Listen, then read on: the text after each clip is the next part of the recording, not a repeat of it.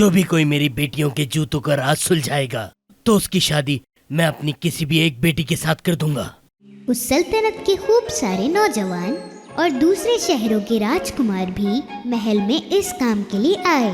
कई दिनों तक वो उन 12 प्रिंसेस के कमरे के दरवाजे के बाहर उम्मीद लगाकर बैठे रहते थे। आखिरकार एक बहुत ही अच्छे दिल का नौजवान इस काम के लिए आगे आया। वो महल की तरफ चल पड़ा। रास्ते में वो एक बूढ़ी औरत से मिला। मेरे प्यारे बच्चे, मैं बहुत भूखी हूँ, क्या आप मुझे थोड़ा खाना दे सकते हैं? उस नौजवान ने अपने बैग में पड़ा सारा खाना उस बूढ़ी औरत को दे दिया। तुम ये जादुई कैप लो, जब तुम इसे पहनोगे तो गायब हो जाओगे। जब रात को 12 बजेंगे तब तुम इस कैप को पहन के गायब हो जाना। इस तरह तुम उन जूतों के राज को सुलझा पाओगे।